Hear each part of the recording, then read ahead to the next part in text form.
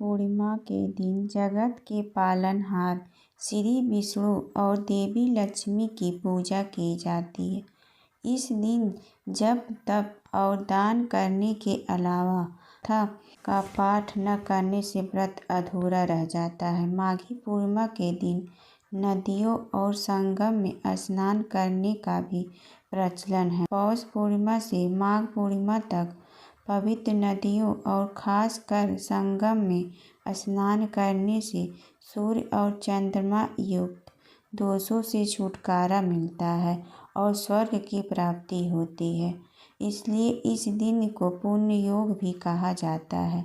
माघ पूर्णिमा व्रत की पौराणिक कथा। माघ पूर्णिमा को लेकर शास्त्रों में कुछ कथाएं वर्णित हैं। इसमें से एक है सुव्रत ब्राह्मण की कथा। माघी पूर्णिमा की इस कथा के अनुसार नर्मदा नदी के किनारे एक विद्वान ब्राह्मण निवास करता था जिसका नाम सुव्रत था। कथा में वर्णित है कि सुव्रत इतना विद्वान होने के बावजूद बहुत ही लालची स्वभाव का व्यक्ति था। वह बस किसी न किसी तरह धन कमाने में यकीन रखता था, चाहे तरीका कोई भी हो। इसी कारण सुव्रत समय से पूर्व ही वृद्ध दिखने लगा और कई तरह की बीमारियों ने भी उसे घेर लिया था। हालांकि उसे समय रहते सद्बुद्धि आई और उसने सोचा कि पूरा जीवन तो धन कमाने में बीत गया, लेकिन अब जीवन का उद्धार कैसे हो सकेगा। यही सब विचार करते करते उसी माघ के महीने में पवित्र नदी के तट पर स्नान का महत्व बताने वाला एक श्लोक याद आया। इसके बाद स्नान का संकल्प लेकर ब्राह्मण सुव्रत नर्मदा नदी में स्नान करने लगा। उसने करीब 9 दिनों तक नदी पर जाकर स्नान किया। इसके बाद सुव्रत की तबीयत और ज़्यादा बिगड़ गई और उसकी मृत्यु का समय भी नज़दीक आ गया। सुव्रत सोच रहा था कि आज तक जीवन में उसने कोई अच्छी कार्य नहीं किया, तो अब मृत्यु के बाद नरक में ही जाना पड़ेगा।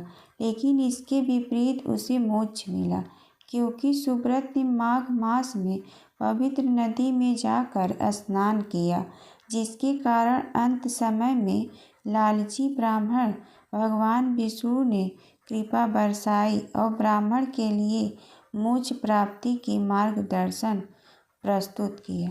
पूर्णिमा व्रत कथा। द्वापर युग में एक समय की बात है कि यशोदा जी ने कृष्ण से कहा, हे कृष्ण, तुम सारे संसार के उत्पन्न करता, पोषक तथा उसके संहार करता हो। आज कोई ऐसा व्रत मुझसे कहो जिसके करने से मृतलोक में स्त्रियों को विधवा होने का भय न रहे तथा यह व्रत सभी मनुष्यों की मनोकामनाएं पूर्ण करने वाला हो। श्री कृष्ण कहने लगे, हे माता, तुमने अति सुंदर प्रश्न किया है। मैं तुमसे ऐसे ही व्रत को सविस्तार पूर्वक कहता हूँ। सौभाग्य की प्राप्ति के लिए स्त्रियों को 32 पूर्णिमा का व्रत करना चाहिए। इस व्रत के करने से स्त्रियों को सौभाग्य संपत्ति मिलती है। यह व्रत अचल सौभाग्य देने वाला एवं भगवान शिव के प्रति मनुष्य मात्र की भक्ति को बढ़ाने वाला है। यशोदा जी कहने लगी, हे कृष्ण, सर्वप्रथम इस व्रत को मृतलोक में किसने किया था, इसके विषय में विस्तार पूर्वक मुझसे कहो। श्री कृष्ण जी कहने लगे कि इस भूमंडल पर एक अत्यंत प्रसिद्ध राजा चंद्रहास से पालित अनेक प्रकार के रत्नों से परिपूर्ण कातिका नाम की एक नगरी थी। वहाँ पर धनेश्वर नाम का एक ब्राह्मण था और उसकी स्त्री अति सुशीला रूपवती थी। दोनों ही उस नगरी में बड़े प्रेम के साथ रहते थे। घर में धन धान आदि की कमी नहीं थी। उनको एक बड़ा दुख था कि उनके कोई संतान नहीं थी। इस दुख से वह अत्यंत दुखी रहते थे। एक समय एक बड़ा तपस्वी योगी उस नगरी में आया। वह योगी उस ब्राह्मण के घर को छोड़कर अन्य सब घरों से भिक्षा लाकर भोजन किया करता था। रूपवती से वह भिक्षा नहीं लिया करता था। उस योगी ने एक दिन रूपवती से भिक्षा न लेकर किसी अन्य घर से भिक्षा लेकर गंगा किनारे जाकर भिक्षा अन्न को प्रेम पूर्वक खा रहा था कि धनेश्वर ने योगी का यह सब कार्य किसी प्रकार से देख लिया। अपनी भिक्षा के अनादर से दुखी होकर धनेश्वर योगी से बोला, महात्म, आप सब घरों से भिक्षा लेते हैं परंतु मेरे घर की भिक्षा कभी नहीं लेते, इसका कारण क्या है? योगी ने कहा कि निसंतान के घर की भीख पतितों के अन्न के तुल्य होती है और जो पतितों का अन्न खाता है वह भी पतित हो जाता है। क्योंकि तुम निसंतान हो अतः पतित हो जाने के भय से मैं तुम्हारे घर की भिक्षा नहीं लेता। धनेश्वर यह बात सुनकर अपने मन में बहुत दुखी हुआ और हाथ जोड़कर योगी के पैरों पर गिर पड़ा तथा अंतर्भाव से कहने लगा, हे महाराज, यदि ऐसा है तो आप मुझको पुत्र प्राप्ति का उपाय बताइए। आप सर्वज्ञ हैं, मुझ पर अवश्य कृपा कीजिए। धन की मेरे घर में कोई कमी नहीं है परंतु मैं पुत्र न होने के कारण अत्यंत दुखी। आप मेरे इस दुख का हरण करें, आप सामर्थ्यवान हैं। यह सुनकर योगी कहने लगे, हे ब्राह्मण, तुम चंडी की आराधना करो। घर आकर उसने अपनी स्त्री से सब वृत्तांत कहा और स्वयं तप के निमित्त वन में चला गया। वन में जाकर उसने चंडी की उपासना की और उपवास किया। चंडी ने 16वें दिन उसको स्वप्न में दर्शन दिया और कहा, हे धनेश्वर, जा तेरे पुत्र होंगे परंतु वह 16 वर्ष की आयु में ही मृत्यु को प्राप्त हो जाएगा। यदि तुम दोनों स्त्री पुरुष 32 पूर्णिमासी का व्रत विधि पूर्वक करोगे तो वह दीर्घायु होगा। जितनी तुम्हारी सामर्थ्य हो आटे के दिए बनाकर शिव जी का पूजन करना। 32 पूर्णमासी हो जाने चाहिए। प्रातः काल होने पर इस स्थान के समीप ही तुम्हें एक आम का वृक्ष दिखाई देगा। उस पर तुम चढ़कर एक फल तोड़कर शीघ्र अपने घर चले जाना। अपनी स्त्री से सब वृत्तांत कहना। ऋतु स्नान के पश्चात वह स्वच्छ होकर श्री शंकर जी का ध्यान करके उस फल को खा लेगी। तब शंकर भगवान की कृपा से उसको गर्भ हो जाएगा। जब वह ब्राह्मण प्रातःकाल उठा तो उसने उस स्थान के पास ही एक आम का वृक्ष देखा जिस पर एक अत्यंत सुंदर आम का फल लगा हुआ था। उस पर ब्राह्मण ने उस आम के वृक्ष पर चढ़कर उस फल को तोड़ने का प्रयत्न किया परंतु वृक्ष पर कई बार प्रयत्न करने पर भी वह न चढ़ पाया। तब तो उस ब्राह्मण को बहुत चिंता हुई और विघ्न विनाशक श्री गणेश जी की वंदना करने लगा। हे दयानिधे, आप भक्तों के विघ्नों का नाश करके उनके मंगल कार्य को करने वाले, दुष्टों का नाश करने वाले, रिद्धि सिद्धि के देने वाले, आप मुझ पर कृपा करके इतना बल दे कि मैं अपने मनोरथ को पूर्ण कर सकूं। इस प्रकार गणेश जी की प्रार्थना करने पर उनकी कृपा से धनेश्वर वृक्ष पर चढ़ गया और उसने एक अति सुंदर आम का फल देखा। उसने विचार किया कि जो वरदान से फल मिला था वह यह है और कोई फल दिखाई नहीं देता। उस धनेश्वर ब्राह्मण ने जल्दी से उस फल को तोड़कर अपनी स्त्री को लाकर दिया और उसकी स्त्री ने अपने पति के कहे अनुसार उस फल को खा लिया और वह गर्भवती हो गई। देवी जी की असीम कृपा से उसे एक अत्यंत सुंदर पुत्र उत्पन्न हुआ जिसका नाम उन्होंने देवी दास रखा। माता पिता के हर्ष और शोक के साथ वह बालक शुक्ल पक्ष के चंद्रमा की भांति अपने पिता के घर में बढ़ने लगा भवानी की कृपा से वह बालक बहुत ही सुंदर, सुशील और विद्या पढ़ने में बहुत ही निपुण हो गया।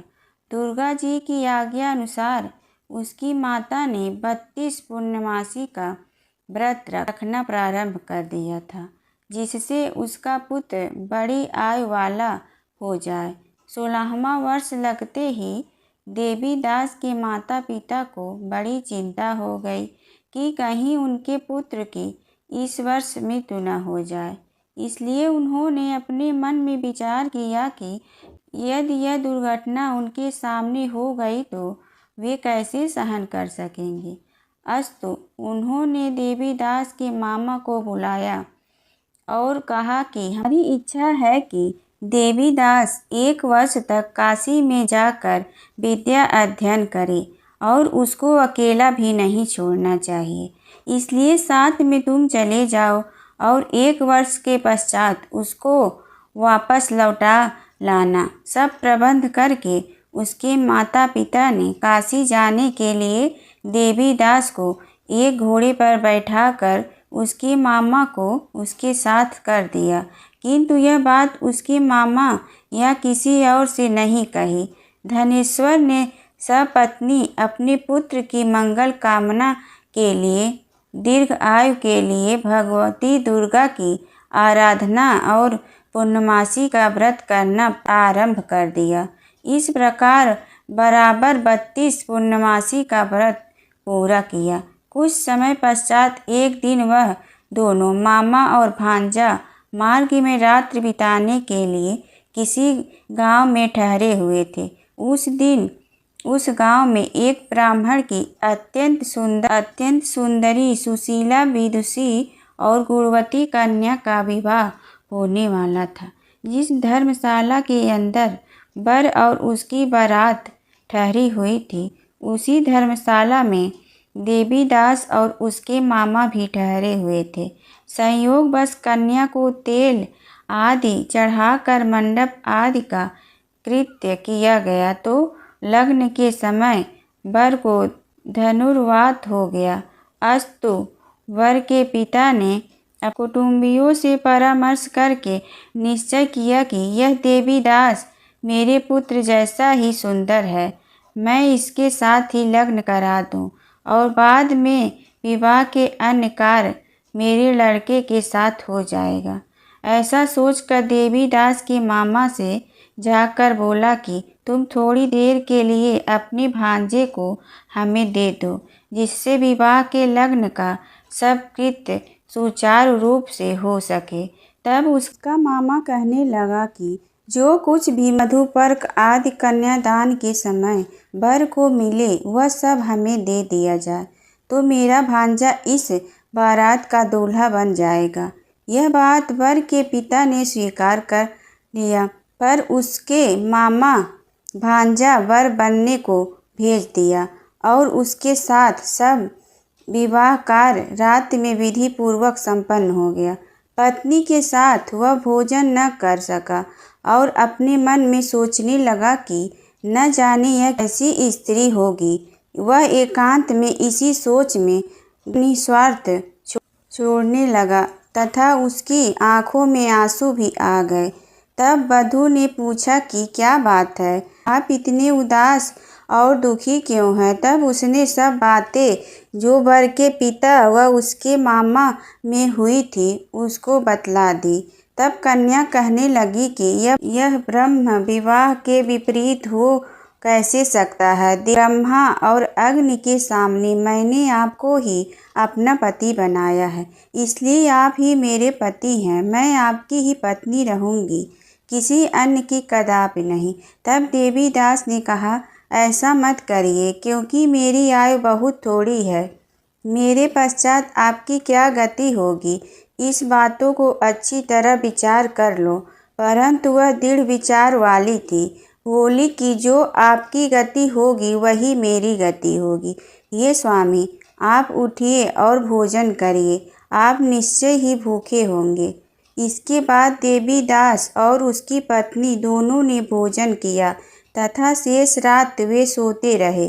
प्रातःकाल देवीदास ने अपनी पत्नी को 3 नगों से जड़ी हुई एक अंगूठी दी, एक रुमाल दिया और बोला, हे प्रिय, इसे लो और संकेत समझकर स्थिर चित्त हो जाओ। मेरा मरण और जीवन जानने के लिए एक पुष्प वाटिका बना लो, उसमें सुगंधित वाली एक नवमल्लिका लगा लो, उसको प्रतिदिन जल से सींचा करो और आनंद के साथ खेलो कूदो तथा उत्सव मनाओ। जिस समय और जिस दिन मेरा प्राणांत होगा, ये फूल सूख जाएंगे और जब ये फिर हरे हो जाएं, तो जान लेना कि मैं जीवित हूँ।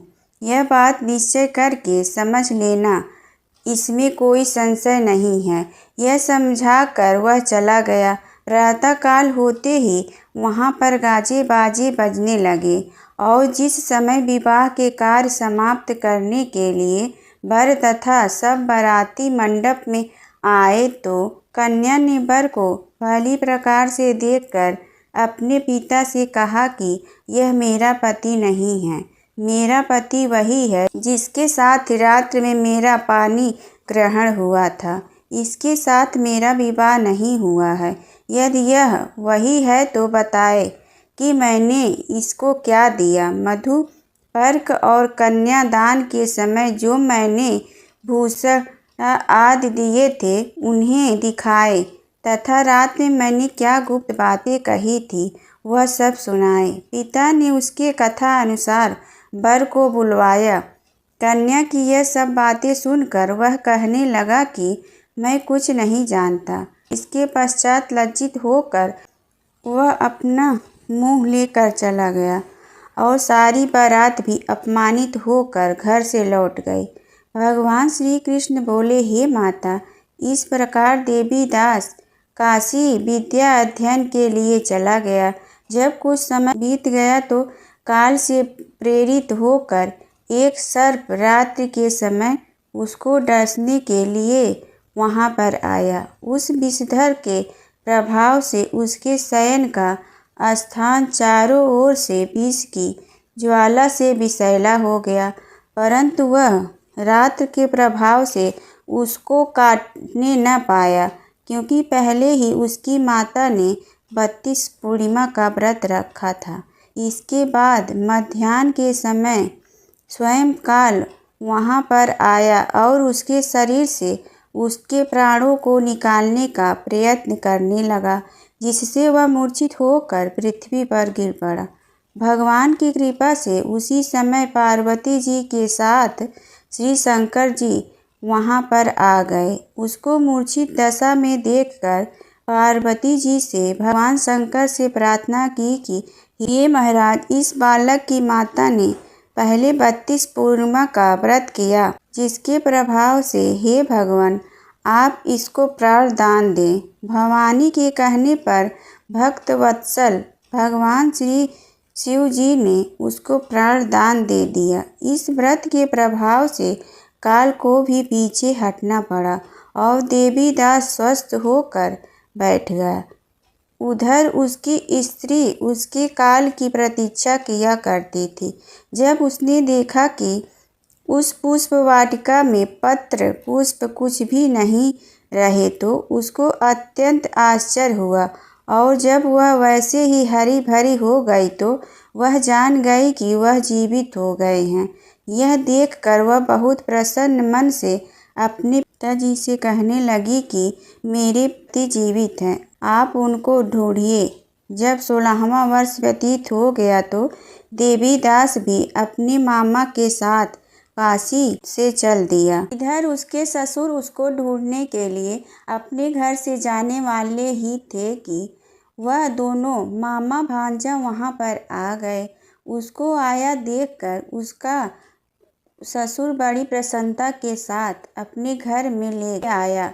उस समय नगर के निवासी भी वहाँ इकट्ठा हो गए और सबने निश्चय किया कि अवश्य ही इसी बालक के साथ इस कन्या का विवाह हुआ था। उस बालक को जब कन्या ने देखा तो पहचान लिया और कहा कि यह तो वही है जो संकेत करके गया था। तदोपरांत सभी कहने लगे कि भला हुआ जो यह आ गया। और सब नगरवासियों ने आनंद मनाया। कुछ दिन बाद देवीदास अपनी पत्नी और मामा के साथ अपने ससुर के घर से बहुत सा उपहार आदि लेकर अपने घर के लिए प्रस्थान किया। जब वह अपने गांव के निकट आ गया तो कई लोगों ने उसको देखकर उसके माता पिता को पहले ही जाकर खबर दे दी कि तुम्हारा पुत्र देवीदास अपनी पत्नी और मामा के साथ आ रहा है। ऐसा समाचार सुनकर पहले तो उन्हें विश्वास ही नहीं हुआ, किंतु जब और लोगों ने भी आकर उनकी बात का समर्थन किया तो उनको बड़ा आश्चर्य हुआ।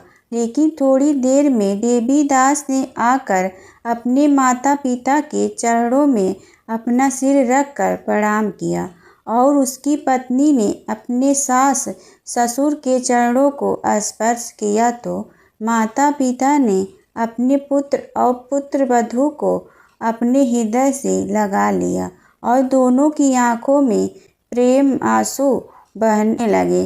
अपने पुत्र और पुत्रवधू को आने की खुशी में धनेश्वर ने बड़ा भारी उत्सव किया और ब्राह्मणों को भी बहुत सा दान दक्षिणा देकर प्रसन्न किया। श्री कृष्ण जी कहने लगे कि इस प्रकार धनेश्वर 32 पूर्णिमा के व्रत के प्रभाव से पुत्रवान हो गया। जो भी स्त्रियां इस व्रत को करती हैं वे जन्म जन्मांतर में वैधव्य का दुख नहीं भोगती और सदैव सौभाग्यवती रहती हैं। यह मेरा वचन है, इसमें कोई संदेह नहीं मानना है।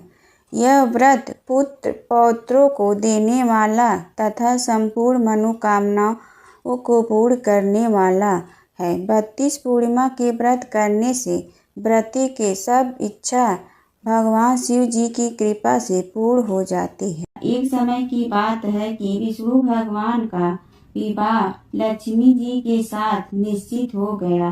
विवाह की तैयारी होने लगी। सभी देवताओं को निमंत्रण भेजे गए, परंतु गणेश जी को निमंत्रण नहीं दिया।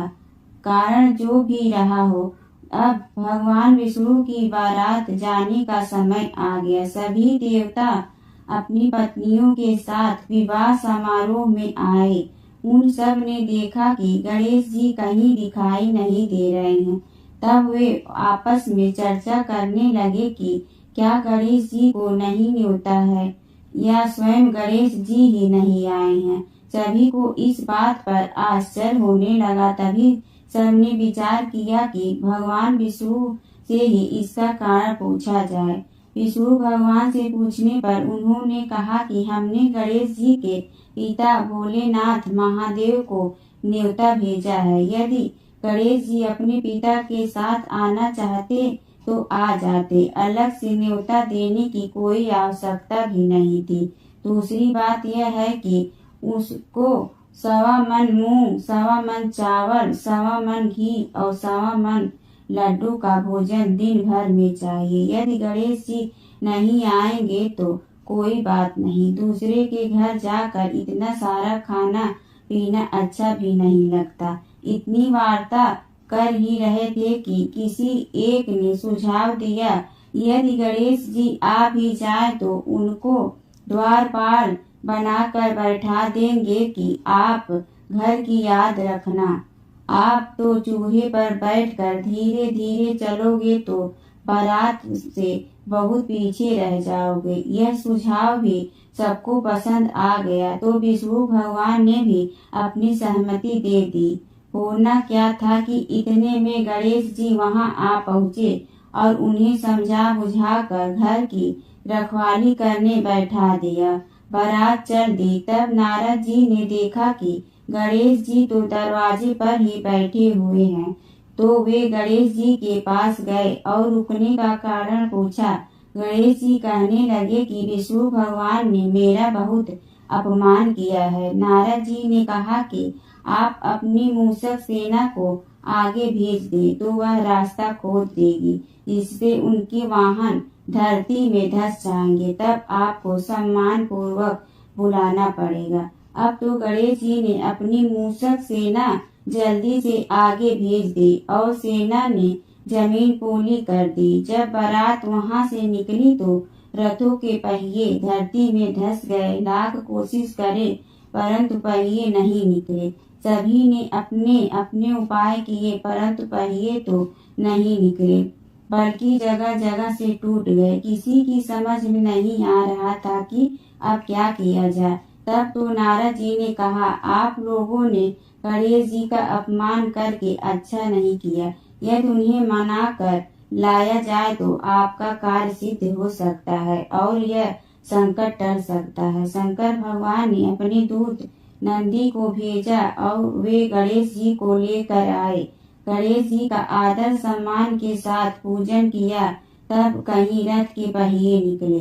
अब रथ के पहिए निकल तो गए परंतु वे टूट फूट गए, तो उन्हें सुधारे कौन। पास के खेत में खाती काम कर रहा था, उसे बुलवाया गया। खाती अपना कार्य करने के पहले श्री गणेश नमः कहकर गणेश जी की वंदना मन ही मन करने लगा। देखते ही देखते खाती ने सभी पहियों को ठीक कर दिया। तब खाती कहने लगा कि हे देवताओं, आपने सर्वप्रथम गणेश जी को नहीं मनाया होगा और ना ही उनकी पूजन की होगी, इसलिए तो आपके साथ यह संकट आया है। हमें तो मूर्ख अज्ञानी है, फिर भी पहले गणेश जी को पूजते हैं, उनका ध्यान करते हैं। आप लोग तो देवतागण हैं, फिर भी आप गणेश जी को कैसे भूल गए। अब आप लोग भगवान श्री गणेश जी की जय बोल कर जाएं तो आपके सब काम बन जाएंगे और कोई संकट भी नहीं आएगा। ऐसा कहते हुए बारात वहां से चल दी और विष्णु भगवान का लक्ष्मी जी के साथ विवाह संपन्न करा के सभी सकुशल घर लौट आए। हे गणेश जी महाराज, आपने विष्णु को जैसे कारज यूं ऐसे कारज सबका सिद्ध करना। बोलो गजानन भगवान की जय। माघ मास की कथा।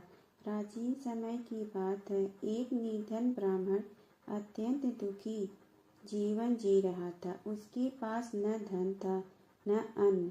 एक दिन किसी संत ने उससे कहा, यदि तुम माघ मास में प्रतिदिन प्रातः काल गंगा या किसी पवित्र नदी में स्नान करोगे, भगवान विष्णु का स्मरण करोगे और दान पुण्य करोगे तो तुम्हारे सभी कष्ट दूर हो जाएंगे।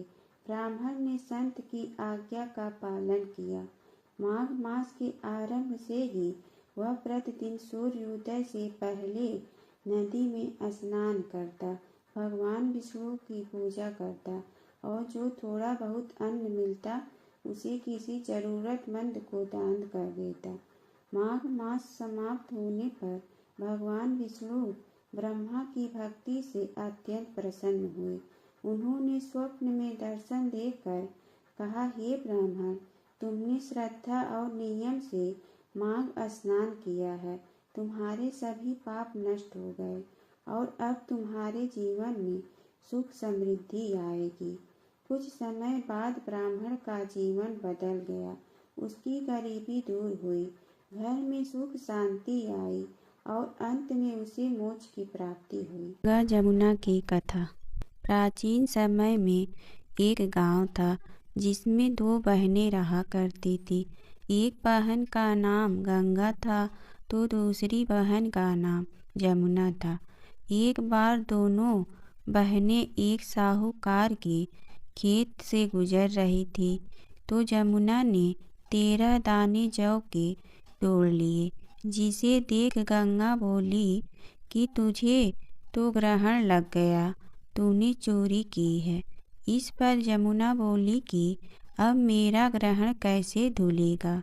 गंगा ने कहा कि तुझे 12 साल तक साहूकार के यहाँ नौकरी करनी पड़ेगी, तभी तेरा पाप धुलेगा और ग्रहण से मुक्ति मिलेगी। जमुना साहूकार के यहाँ नौकरी के लिए जाती है और अपने लिए काम मांगती है। साहूकार उसे काम पर रख लेता है, लेकिन काम करने से पहले जमुना से कहती है कि मैं सारे काम करूँगी, लेकिन 4 काम नहीं करूँगी। जूठे बर्तन नहीं मांजूँगी, झाड़ू नहीं लगाऊँगी, बिस्तर नहीं बिछाऊँगी, दिया नहीं जलाऊँगी। 12 साल के बाद कुंभ का मेला लगा तो साहूकारनी भी कुंभ नहाने जाने लगी। जमुना ने उसे जाते देख कहा कि कुंभ के मेले में मेरी बहन गंगा मिलेगी तो उसे यह सोने का टक्का दे देना। इससे वह अपने हाथों में सुंदर चूड़ियाँ पहन लेगी। साहूकारनी ने कुंभ के मेले में गंगा को वह सोने का टका दे दिया।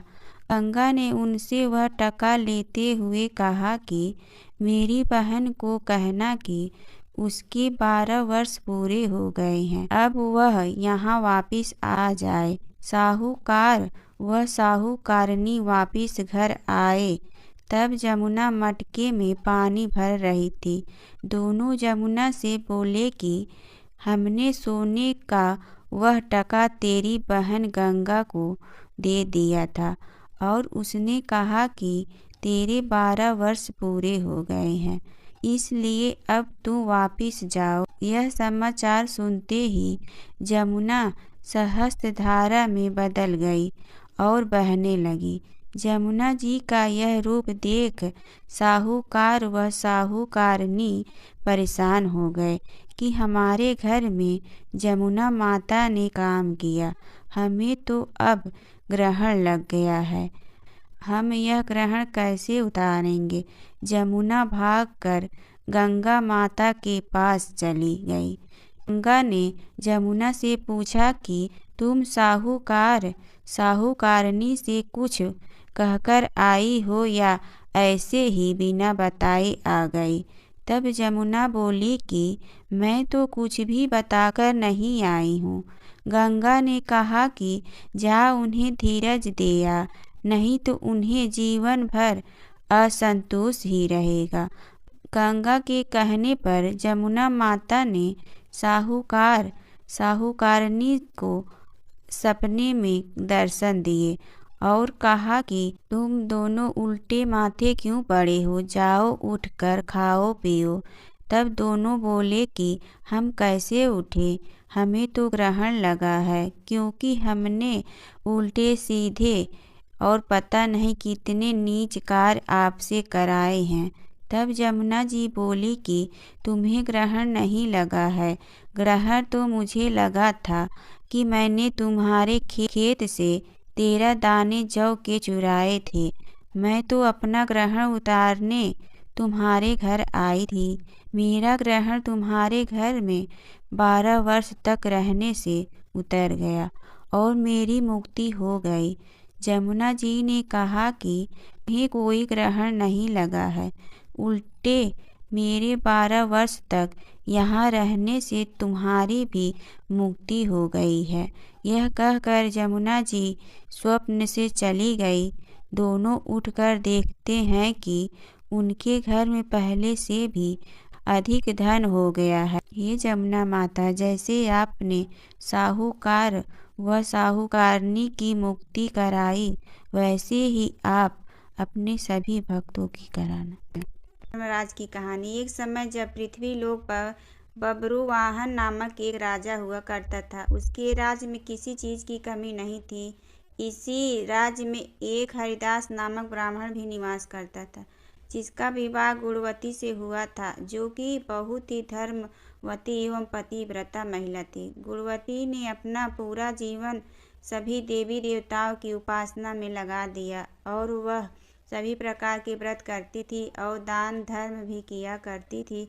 इसके अलावा अतिथि सेवा को वह अपना धर्म मानती थी। ऐसे ही ईश्वर की उपासना करते हुए वह वृद्ध हो गई। जब उसकी मृत्यु हुई तो धर्मराज के दूत उसे अपने साथ धर्मराजपुर ले गए। यमलोक में एक सुंदर सिंहासन पर यम धर्मराज विराजमान थे और उनके पास ही चित्रगुप्त भी बैठे थे। चित्रगुप्त जब धर्मराज को प्राणियों का लेखा जोखा सुना रहे थे, तभी यमदूत गुणवती को लेकर पहुँचे। गुणवती यमराज को देखकर थोड़ी भयभीत हुई और मुंह नीचे करके खड़ी हो गई। फिर चित्रगुप्त ने गुणवती का ब्यौरा निकाला और उसके बारे में धर्मराज को बताया। धर्मराज ने गुणवती का पूरा ब्यौरा देखा और वे प्रसन्न हुए, लेकिन फिर भी उनके मुख पर थोड़ी सी उदासी भी छाई थी। यह देखकर गुणवती ने पूछा, हे प्रभु, मैंने तो अपने जीवन काल में सारे सत्कर्म ही किए, फिर भी आपके मुख पर उदासी छाई है। इसका कारण क्या है प्रभु? मुझसे क्या भूल हुई है?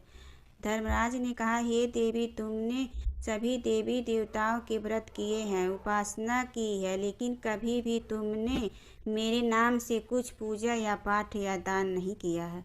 धर्मराज की बात सुनते ही गुणवती क्षमा याचना करने लगी और कहने लगी, हे प्रभु, मुझे आपकी उपासना के बारे में कुछ पता नहीं है।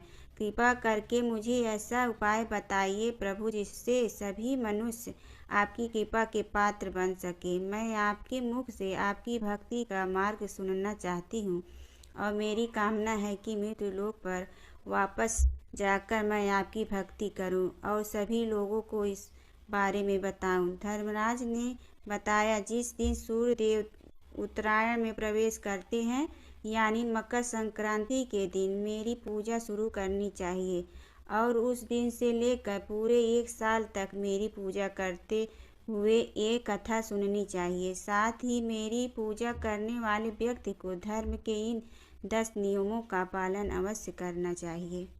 धीरज रखना यानी संतुष्ट रहना। नंबर 2, अपने मन को वश में रखना और सभी को क्षमा करना।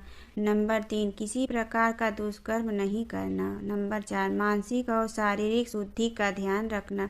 नंबर 5, अपनी इंद्रियों को वश में रखना। नंबर 6, बुरे विचारों को अपने मन में न लाना। नंबर 7, पूजा पाठ और दान पुण्य करना। नंबर 8, व्रत करना और व्रत की कहानी सुनना। नंबर 9, सच बोलना और सभी से अच्छा व सच्चा व्यवहार करना। नंबर 10, क्रोध न करना। धर्म के इन सभी लक्षणों का पालन करते हुए 1 साल तक मेरी कथा नियम से सुने, दान पुण्य और परोपकार के काम करें और अगली मकर संक्रांति पर इस व्रत का उद्यापन करें। इसके बाद मेरी एक मूर्ति बनाकर विधि विधान से प्राण प्रतिष्ठा करवा कर हवन पूजन करें और साथ ही चित्रगुप्त की भी पूजा करें और काले तिल के लड्डू का भोग लगाएं। इसके बाद ब्राह्मण भोज करवाएं व बाँस की टोकरी में 7 सेर अनाज का दान करें। साथ ही किसी ज़रूरतमंद को गद्दा, तकिया, कंबल, छप्पन, लोटा व वस्त्र आदि का दान करें। संभव हो तो गौ दान करें। धर्मराज से व्रत की पूरा कथा सुनकर गुणवती ने पुनः धर्मराज से प्रार्थना की, हे प्रभु, मुझे फिर से मृत्युलोक में जाने दीजिए, जिससे मैं आपका व्रत कर सकूं, साथ ही इस व्रत का प्रचार भी लोगों में कर सकूं। इस पर यमराज ने गुणवती को धरती लोक पर फिर से जाने दिया। धरती पर वापस आकर गुणवती ने धर्मराज द्वारा बताए गए व्रत के बारे में अपने पति देव को बताया। मकर संक्रांति आते ही गुणवती और उसके पति ने यह व्रत शुरू कर दिया। इसी व्रत के प्रभाव से उन पर धर्मराज की कृपा हुई और उन्हें मोक्ष की प्राप्ति हुई।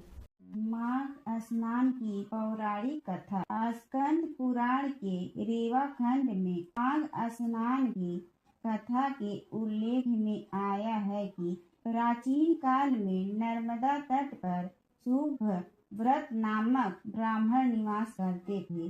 वे सभी वेद शास्त्रों के अच्छे ज्ञाता थे, किंतु उनका स्वभाव धन संग्रह करने का अधिक था। उन्होंने धन तो बहुत एकत्रित किया। वृद्धा अवस्था के दौरान उन्हें अनेक रोगों ने घेर लिया। तब उन्हें ज्ञान हुआ कि मैंने पूरा जीवन धन कमाने में लगा दिया, अब परलोक सुधारना चाहिए।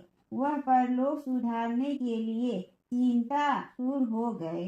अचानक उन्हें एक श्लोक याद आया, जिसमें माघ स्नान की विशेषता बताई गई थी। उन्होंने माघ स्नान का संकल्प लिया और माघे निमग्ना सलिले सुशीते विमुक्त पापा स्त्री दिवम प्रयान्ति। इसी श्लोक के आधार पर नर्मदा में स्नान करने लगे। 9 दिन तक प्रातः नर्मदा में जल स्नान किया और 10वें दिन स्नान के बाद उन्होंने अपना शरीर त्याग दिया। शुभ व्रत में जीवन भर कोई अच्छा कार्य नहीं किया, लेकिन माघ मास में स्नान करने के पश्चात उनका मन निर्मल हो गया। माघ मास के स्नान करने से उन्हें स्वर्ग की प्राप्ति हुई। इस तरह जीवन की अंतिम क्षणों में उनका कल्याण हो गया। महर्षि दुर्वासा की था इंद्र से संबंध है, जिसमें दुर्वासा द्वारा दी गई दिव्य माला का असहनीय अपमान हुआ। इंद्र ने उस माला को ऐरावत के मस्तक पर रख दिया और ऐरावत ने उसे नीचे खींचकर पैरों से कुचल दिया। दुर्वासा ने फलतः भयंकर श्राप दिया, जिसके कारण सारे संसार में हाहाकार मच गया। अनावृष्टि और दुर्भिक्ष से प्रजा त्राहि त्राहि कर उठी। नारायण की कृपा से समुद्र मंथन की प्रक्रिया द्वारा लक्ष्मी का प्राकट्य हुआ, जिसमें कृषि होने लगी और कृषक वर्ग का कष्ट कट गया। अमृत पान से वंचित असुरों ने कुंभ को नागलोक में छिपा दिया, जहाँ से गरुड़ ने उसका उद्धार किया। और उसी संदर्भ में क्षीर सागर तक पहुँचने से पूर्व जिन स्थानों पर उन्होंने कलश रखा, वे ही कुंभ स्थलों के रूप में प्रसिद्ध हुए। भागवत पुराण के अनुसार यह माता तुलसी की संपूर्ण कथा। तुलसी से जुड़ी एक कथा बहुत प्रचलित है। श्रीमद् देवी भागवत पुराण में इसके अवतरण की दिव्य लीला कथा भी बनाई गई है। एक बार शिव ने अपने तेज को समुद्र में फेंक दिया था। उससे एक महातेजस्वी बालक ने जन्म लिया। यह बालक आगे चलकर जालंधर के नाम से पराक्रमी दैत्य राजा बना। इसकी राजधानी का नाम जालंधर नगरी था। दैत्य राजा कालनेमी की कन्या वृंदा का विवाह जालंधर से हुआ। जालंधर महाराक्षस था। अपनी सत्ता के मद में चूर उसने माता लक्ष्मी को पाने की कामना से युद्ध किया, परंतु समुद्र से ही उत्पन्न होने के कारण माता लक्ष्मी ने उसे अपने भाई के रूप में स्वीकार किया। वहां से पराजित होकर वह देवी पार्वती को पाने की लालसा से कैलाश पर्वत पर गया। भगवान देवाधिदेव शिव का ही रूप धर कर माता पार्वती के समीप गया, परंतु मां ने अपने योग बल से उसे तुरंत पहचान लिया तथा वहां से अंतर ध्यान हो गई। देवी पार्वती ने क्रुद्ध होकर सारा वृत्तांत भगवान विष्णु को सुनाया। जालंधर की पत्नी वृंदा अत्यंत पतिव्रता स्त्री थी।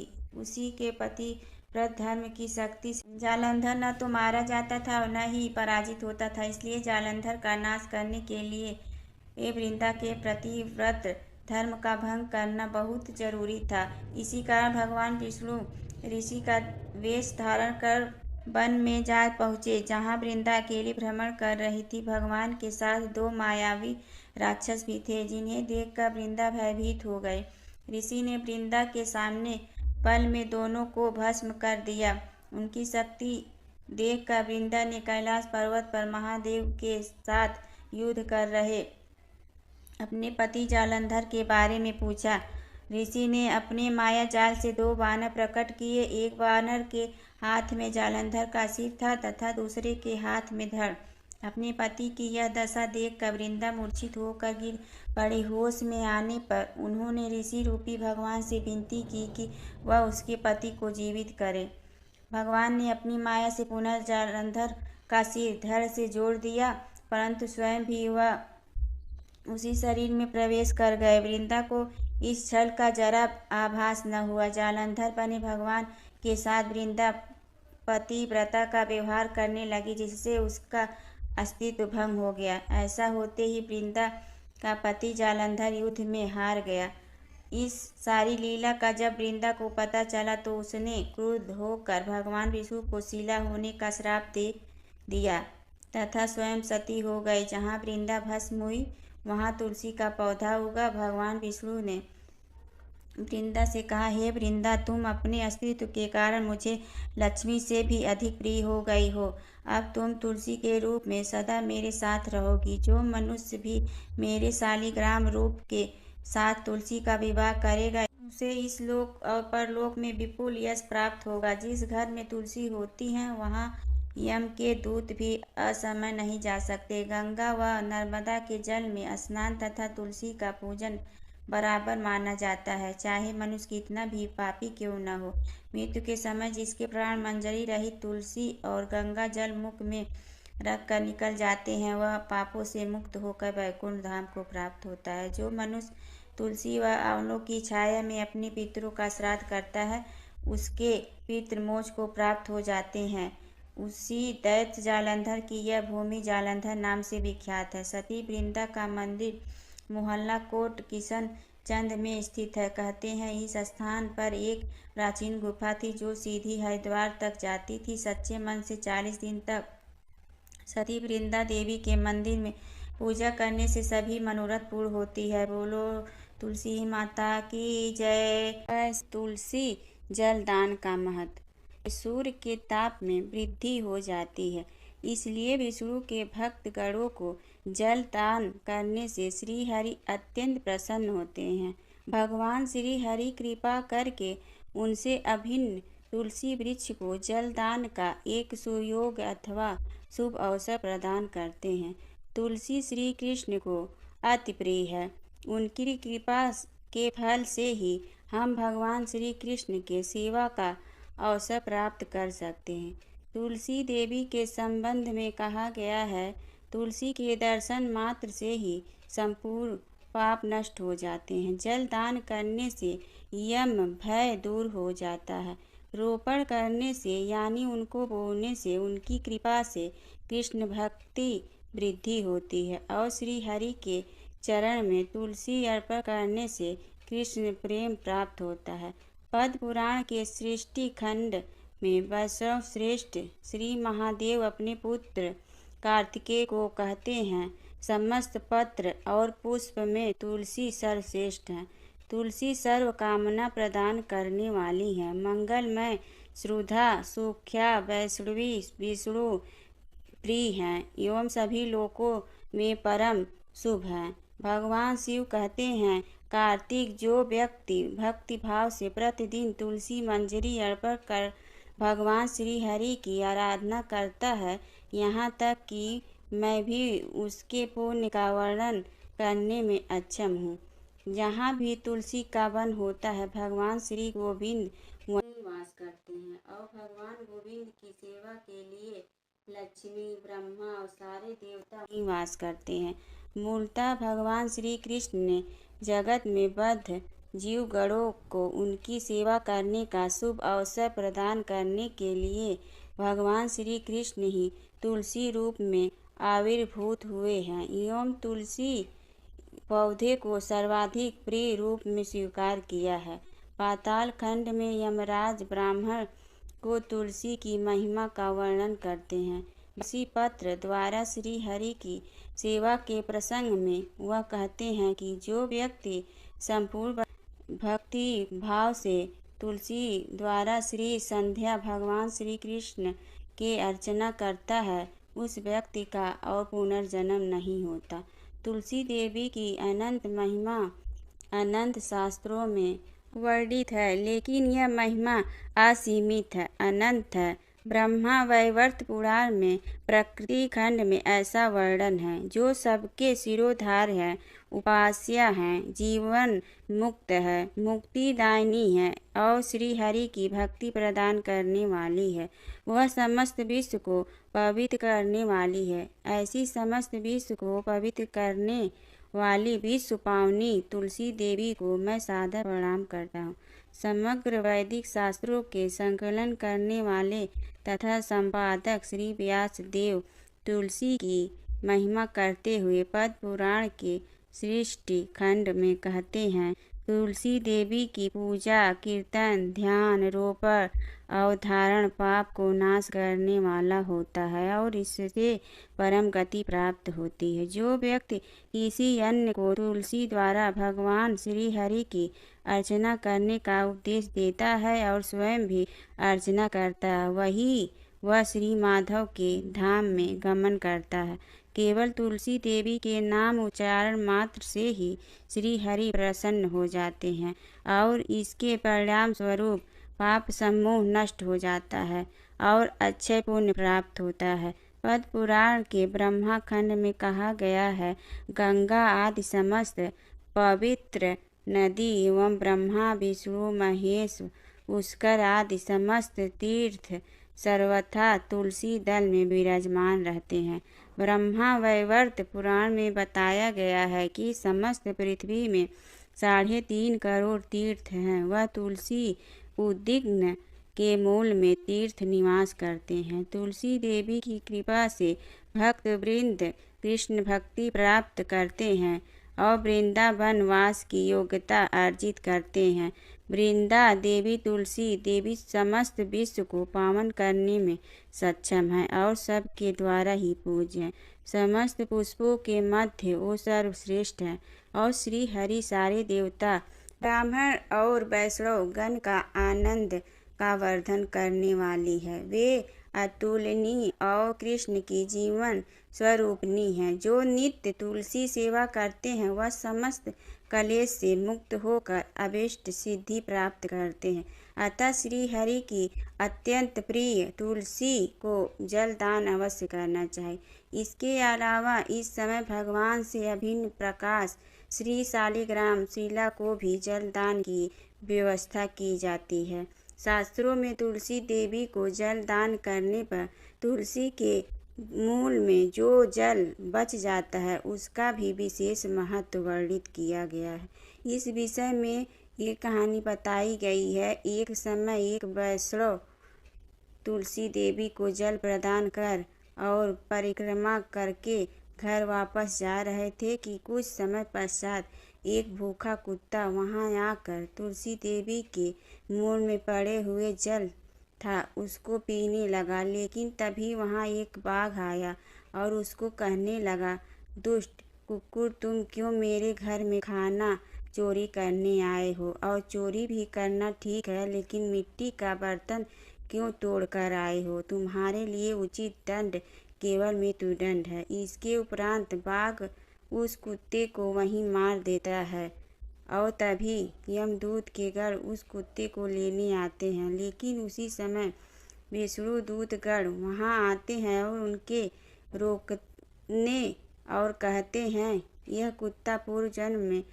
जघन्य पाप करने के कारण नाना प्रकार के दंड पाने के योग हो गया था, लेकिन केवल तुलसी के पौधे के मूल में पड़े जल का पान करने के फल से उसका समस्त पाप नष्ट हो चुका है और तो वह विष्णु गमन करने की योग्यता अर्जित कर चुका है। अतः वह कुत्ता सुंदर रूप को प्राप्त करता है और वैकुंठ के दूत गणों के साथ भगवत धाम गमन करता है। जगत जीवों को कृपा करने के उद्देश्य से ही भगवान के अंतर्गत शक्ति श्रीमती राधा रानी का प्रकाश वृंदा तुलसी देवी के रूप में इस जगत में प्रकट हुआ। उसी प्रकार भगवान श्री हरि भी बद्ध जीवों को माया के बंधन से मुक्त करने के लिए विचित्र लीला के माध्यम से अपने अभिन्न स्वरूप शालिग्राम शिला रूप में प्रकाशित हुए। चारों वेदों के अध्ययन से लोगों को जो फल प्राप्त होता है, केवल शालिग्राम शिला के अर्चना करने मात्र से ही वह पूर्ण फल प्राप्त किया जाता संभव है। जो शालिग्राम शिला के स्नान जल चरणामृत आदि को नित्य पान करते हैं वह महा पवित्र होते हैं एवं जीव के मन के अंत में भागवत धाम गमन करते हैं। पौराणिक कथा के अनुसार तुलसी माता विष्णु भगवान के लिए रविवार के दिन व्रत रखते हैं और इसलिए इस दिन उन्हें जल नहीं चढ़ाया जाता है। एक अन्य कथा है कि तुलसी माता का विवाह भगवान विष्णु के ही एक रूप शालिग्राम से हुआ था और रविवार के ही दिन तुलसी अपने पति के लिए उपवास रखती हैं। यदि इस स्थिति में उन पर जल चढ़ाया जाए तो उनका उपवास टूट सकता है। तीसरी कथा के अनुसार तुलसी माता को विष्णु भगवान अत्यधिक प्रिय मानते हैं और इसी के चलते इस दिन तुलसी को जल अर्पित करना वर्जित है। कहा जाता है कि रविवार के दिन आप तुलसी पर जल चढ़ाएंगे तो आपके लिए यह बेहद अशुभ साबित होगा। घर में मुश्किलें पैदा हो सकती है और सुख समृद्धि की क्षति हो सकती है। इस बात का भी ध्यान रखना चाहिए कि आप तुलसी के पत्ते रात के समय या मंगलवार, शनिवार और रविवार के दिन ना तोड़ें। साथ ही माना जाता है कि कभी भी बिना नहाए तुलसी के पत्ते नहीं तोड़ने चाहिए। तुलसी तपसी की कहानी। एक लपसी था, एक तपसी था। तपसी हमेशा भगवान की तपस्या में लीन रहता था। लपसी रोजाना 1.25 सेर की लपसी बनाकर भगवान को भोग लगाकर खा लेता था। एक दिन दोनों लड़ने लगे। तपसी बोला, मैं रोज भगवान की तपस्या करता हूँ, इसलिए मैं बड़ा हूँ। लपसी बोला, मैं रोज भगवान को 1.25 सेर लपसी का भोग लगाता हूँ, इसलिए मैं बड़ा हूँ। नारद जी वहाँ से गुजर रहे थे। दोनों को लड़ता देखकर उनसे पूछा कि तुम क्यों लड़ रहे हो। तपसी ने खुद के बड़ा होने का कारण बताया और लपसी ने अपना कारण बताया। नारद जी बोले, तुम्हारा फैसला मैं कर दूंगा। दूसरे दिन लपसी और तपसी नहाकर अपनी रोज की भक्ति करने आए तो नारद जी ने छुपकर 1.25 करोड़ की एक एक अंगूठी उन दोनों के आगे रख दी।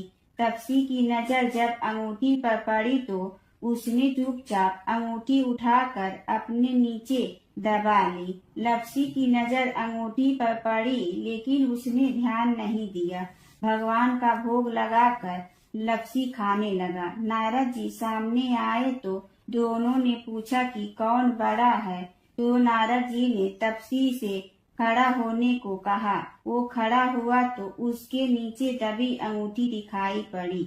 नारद जी ने तपसी से कहा, तपस्या करने के बाद भी तुम्हारी चोरी करने की आदत नहीं गई, इसलिए लपसी बड़ा है और तुम्हें तुम्हारी तपस्या का कोई भी फल नहीं मिलेगा।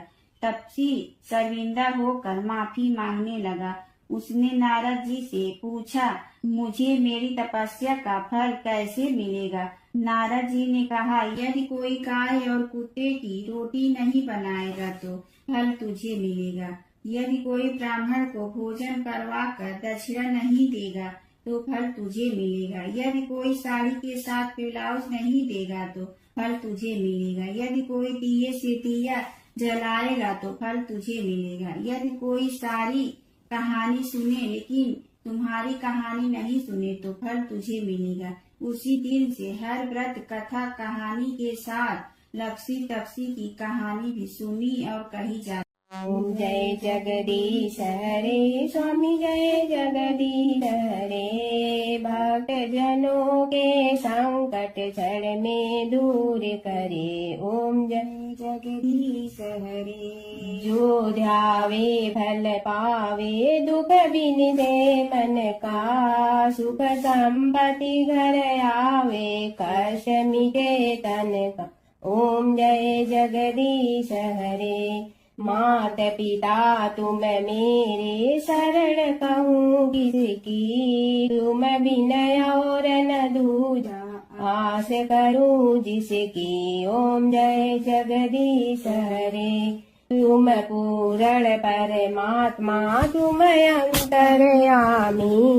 पार ब्रह्म परमेश्वर तुम सबके स्वामी। ओम जय जगदीश हरे। तुम बिंदा के सागर तुम पालन करता। मैं मूर्ख कल काम कृपा करो भरता। ओम जय जगदीश हरे। तुम हो ये कय गोचर सबके प्राणपति। किस विधि मिलूं दया में तुमको मैं कुमति। ओम जय जगदीश हरे। दीन बंधु दुख हरता तुम रक्षक मेरे, अपने हाथ उठाओ द्वार बड़ा तेरे। ओम जय जगदीश हरे, विषय विकार मिटा पाप हरो देवा, श्रद्धा भक्ति बढ़ा संतन की सेवा। ओम जय जगदीश हरे, तन मन धन सब तेरा, स्वामी सब कुछ है तेरा। तेरा तुझको अर्पण क्या लागे मेरा। ओम जय जगदीश हरे, जय जगदीश हरे, स्वामी जय जगदीश हरे।